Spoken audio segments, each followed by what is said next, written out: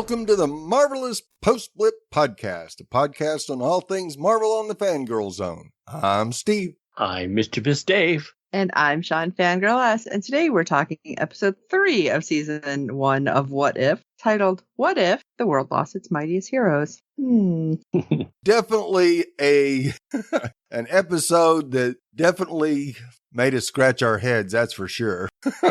Initial reaction, Sean? That's funny because that's exactly what I was thinking.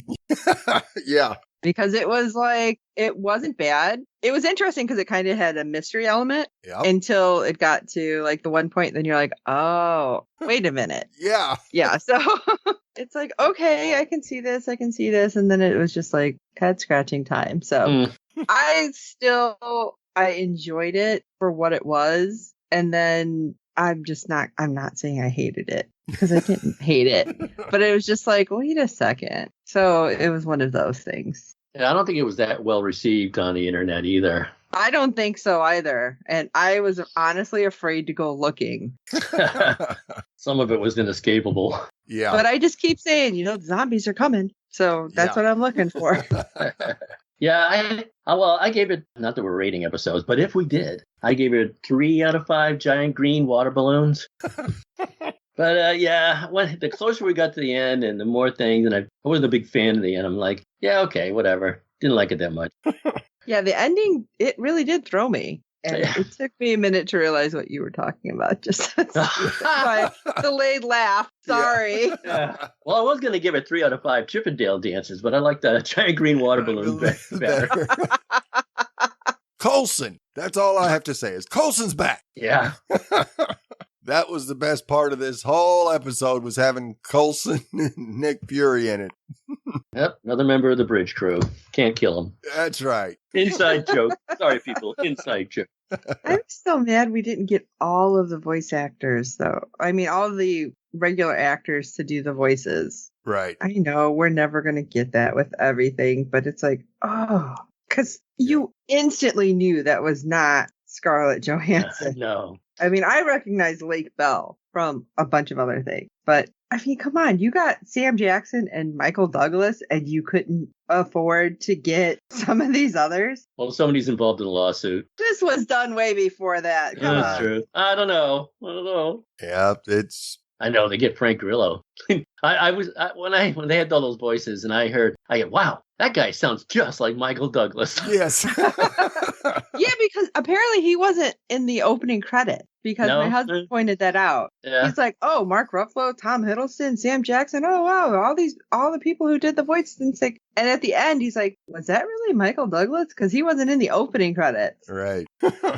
Yes, it was. It was. Yep. We didn't get Robert Downey Jr. or Scarlett or... Crap. What's his name? Well, the guy who does General Ross. Helmsworth. That's not Helmsworth. No, Thor wasn't the same voice either. Oh, sorry. And Captain Marvel was different. It's like, just come on, guys. You literally, for Loki, got Chris Hemsworth to go, for Thor. I don't even know did he even say anything? Honestly, in this, did Thor say a word in this? Nope. Or was it just punching? I don't think so. So I guess that wouldn't have mattered. He could have commented on his own hair, but didn't give him a chance. It was like a shampoo commercial. Yes. Yeah. So, quick recap. Nick Fury struggles to launch the Avengers when candidates are targeted by a serial killer. Dun, dun, dun. So we're going to start where most bad weeks start, on Monday. Yeah. Appropriately enough, it starts at the opening of Nick Fury's classic, There Was an Idea speech, which I love that. It kind of gives you goosebumps, right? Yep. Because the fans are going to recognize this from the Avengers and various Marvel marketing materials. But what if twist the expectations by having Black Widow cut him off? Which I probably would have done that if I was in the car too. But she is chiding her boss with, I know, I've heard the speech. And that's when instantly I'm like, damn it, that's not her. Okay. Yeah. It's a meta gag acknowledging how many times the viewers have probably heard Fury's most famous rallying cry, which, I don't even know if I can count how often this happens. But we do see Tony Stark sitting in the hole of the donut, much like we've seen in, was it the second Iron Man? Yep. Thank you. Because I'm like, I can't remember. And he was just eating donuts. And for that, Tony, you got my heart.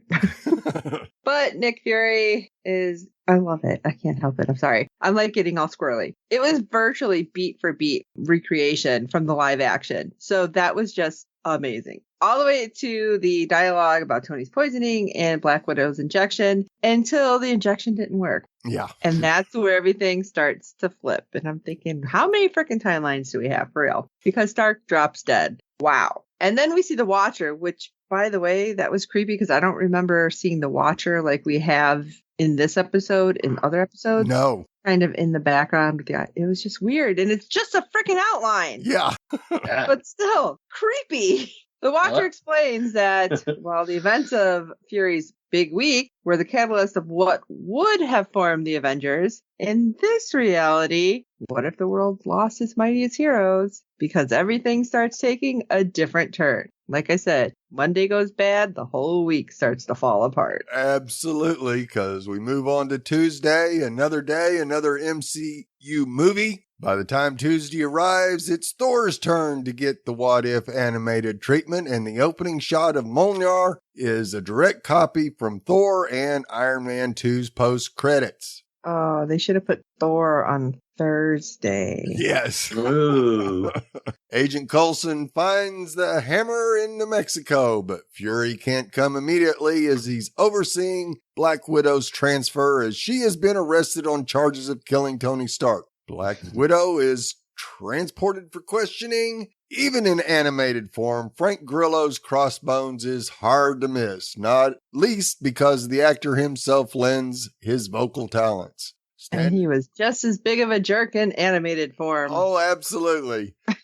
Standing on the other side of a cuffed Black Widow, however, is a cartoon Jack Rollins, a live-action character who appeared in Captain America Civil War and was played by Colin Mulvey. Rollins was Crossbones' right-hand man and another secret Hydra fanboy, and the slicked-back hair gives him away here.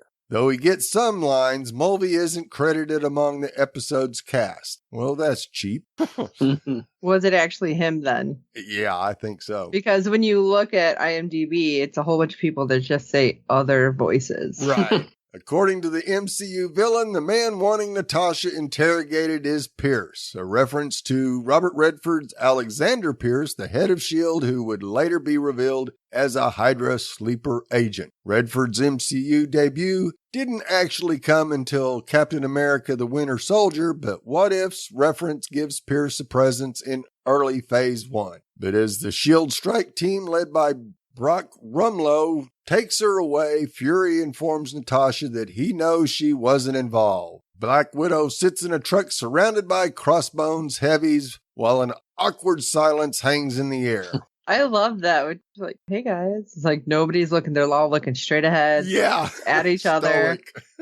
Like, do not engage. She doesn't have like hypnotic powers. Exactly. This isn't My Hero Academia. She's not going to get you to talk to her and then suddenly get you to do anything she wants. Yep. Well, the tension is broken when Natasha hands one guy the cuffs, asking him to hold that for her. That was funny. Hold my beer. Yeah. And this entire sequence is surely an homage to the Steve Rogers elevator scene from Captain America Winter Soldier. Same enemies, same awkwardness, same outcome, different adventure. Yeah, and the whole time you have Crossbones in the front talking smack. Yes. I'm like, no. Yeah, everybody just underestimates her. She's not that good. And I'm like, you have all that going on in the back. I'm like, are you sure? Yeah. You're lucky you're the one driving. So we go back to New Mexico and we get Phil Coulson just fanboying so bad. Boy. He should be on the show. Yes, we really should have Coulson on our show. I know his password. Yeah. That's right. Steve. Oh my God. And Fury shows up and talks to Hawkeye, and they discuss the hammer just as the God of Thunder arrives to reclaim his weapon. And the events play out similar to the events of Thor, with Hawkeye taking to the sky to get eyes on the Asgardian as he tries to lift the hammer. However, once again, things play out differently as an arrow hits Thor in the heart. Now, Clint Barton claims that he didn't fire the shot, but when Fury goes into his cell to talk to him, Hawkeye is dead of mysterious circumstances. Okay, I have a question. Sure. Now, I know we get to see later how everything played out, but why do you not see any kind of blood then? Right. Like, obviously, you don't have to show blood because it's animated, but like a line of red somewhere. Right. Now, the MCU doesn't show Clint Barton's family until Avengers Age of Ultron, but following the Archer's death, Nick Fury tells Coulson that Hawkeye wouldn't take his own life because of his wife and children. This line plays off the Barton family introduction from Avengers Age of Ultron, where Hawkeye says, "Fury helped me set this up when I joined." Wasn't he the only one that knew, too? Yep. It makes sense, therefore, that Fury knows Hawkeye's big secret in What If. So, anyway, I wanted to comment on your distant watcher in the background from earlier, Yes. Sean. Yeah, do you suppose that means he'll be creeping in closer and closer in every episode now? Oh my gosh, it's going to be like that one horror movie where like the image keeps getting closer. Yeah. Finally, like right there. Yeah. Okay. So I got a little boomer talk for you guys. This will break everyone's skull if you're not a boomer, Gen X or Gen Z or anyone else too. This is a boomer talk facepalm. When you said it it's Tuesday. Oh Yep. man, way back in the day, 1969, there was a movie called If It's Tuesday, This Must Be Belgium. Yeah. Steve remembers? Yes. Oh my God. Oh my God. I definitely don't know. Oh, that had Ian McShane in it, of all people. And then, of course, the ever lovely Suzanne Plachette. Yeah. It's about, touring Europe. Because they just do one day at a time. They're all around you. And so now everyone out there listening is like, can you get back to the episode? Sure, I can. I'm done with that. Anyway, now it's Wednesday. Wonder what Pugsley has to say about that. Yeah. So it's Wednesday. Natasha heads to Culver University to talk to Betty Ross, who she knows can help her uncover what killed Tony. After Betty discovers a small projectile was the cause of Iron Man's death, Fury calls Natasha and warns her that members of the Avengers Initiative are being targeted. She finds Bruce Banner in Betty's office and informs him that they need to run. During a coffee run, Coulson witnesses the Bifrost arrive on Earth and brings the forces of Asgard, including Loki. Which reminds me, I had a little problem that Thor could be killed with an arrow. Isn't like totally human. Right. He's not totally. He's still an Asgardian. Yeah. Just because he wasn't holding the hammer. Anyway, but just as Fury heads out to confront them, Natasha calls from Virginia, where Thunderbolt Ross has arrived to take out the Hulk. Banner is promptly shot by a mysterious bullet and loses control, like a water balloon, while Loki lays waste to S.H.I.E.L.D.'s forces. However, as the Hulk fights Ross's forces, he explodes. I just wanted to see everyone covered with green gook. Yes. Everybody should have been slime. Yeah. What just happened? Marking the death of another potential Avenger. Meanwhile, back in New Mexico, Loki gives Fury one day to find his brother's killer. Was it even one day? Yeah, that's like nice. It was like, just overnight, pretty much, Right. wasn't it? Yeah. So it's like, oh, okay, I guess that's gonna happen. Without any leads, Natasha is investigating what happened because of all the green goop, but she has to get into files, which she's not able to, so she does get Coulson's password after much persuasion. And we figure out, well, I can't say we, because it literally took me an extra 5 minutes after it was exposed, who the assailant is. And as she turns, we have an invisible assailant attacking her. So I was thinking it was that ghost from Ant-Man and Wasp. And I'm like, oh, that's not it, because she had called Fury and managed to leave a message that says hope is at the bottom of the murders. It's all about hope, which prompts him to walk off and talk to Loki to make a deal. And I'm sitting there going, what? Who? Yeah. Fury then heads to Hope Van Dien's grave in San Fran. And it's like, oh, I get it. Yeah, it's like, duh. But where he ends up finding a very distraught Hank Pym, which I'm thinking kind of lines up a little more with how he was kind of wackadoo in the comics originally, but I could be wrong. But plus, he wasn't wearing the Ant-Man costume. No. Which that, again, took me a few minutes, and I was like, wait a second. That's not right. Hank Right. reveals that He became a after- white Anglo-Saxon Protestant. No, he became the Yellow Jacket. Oh. Yes, I know what the white Anglo-Saxon Protestant. Okay. I don't know how many people might get that, but Right. hey, it's also a joke in Family Guy, so I think we're probably a little better off than we think. But Hank reveals that after his daughter's death, he swore revenge against Fury. I loved how he even had the crazy dark eyes and like little red bloodshot going. Yep. He was a little cuckoo for Cocoa Puffs here. But he devised a plan to destroy Fury's life, and his life's work by killing the Avengers. Like, what? That doesn't make sense. But then you're also destroying everything else, Dodo. But as the conflict ensues between the two, Fury definitely has the upper hand as something's kind of off, which I thought was funny as Pym starts actually commenting on that too. Yeah.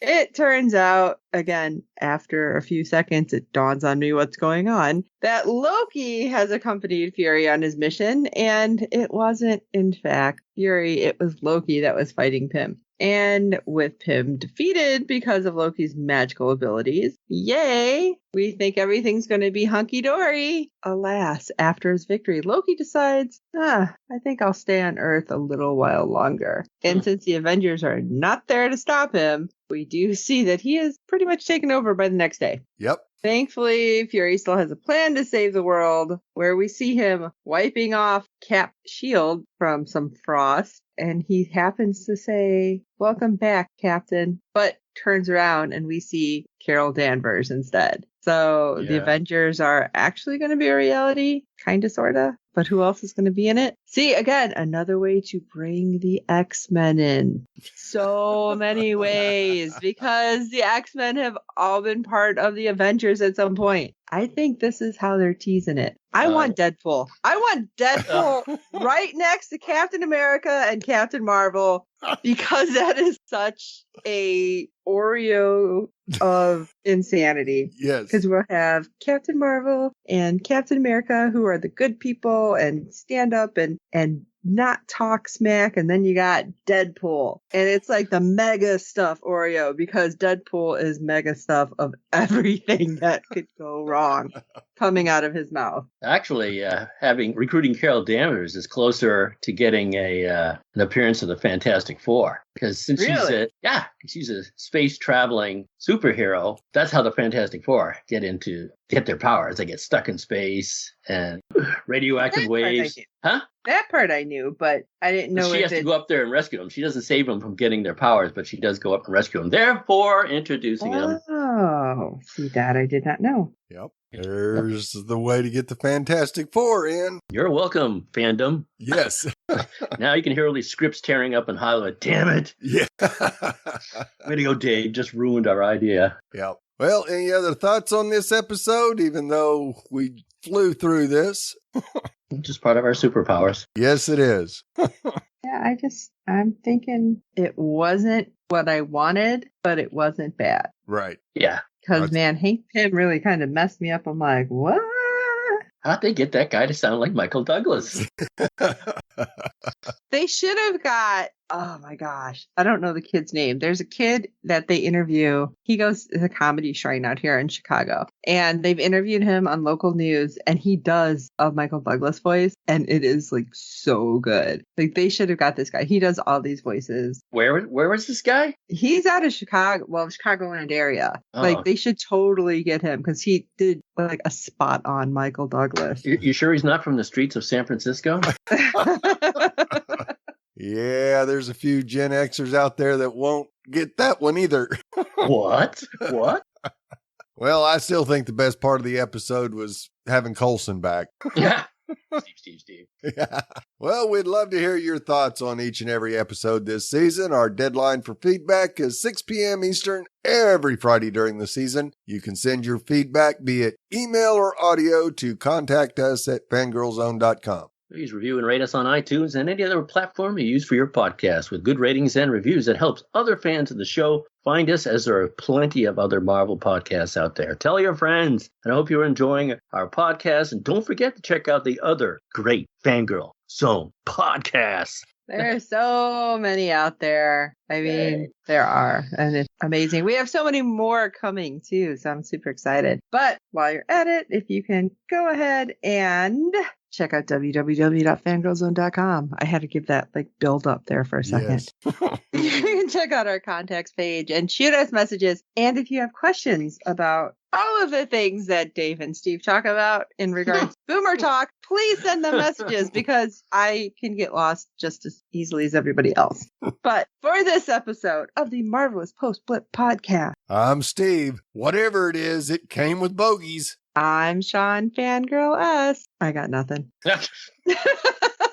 And this is Mischievous Dave. You know what would be grand? If I was part of a super secret boy band.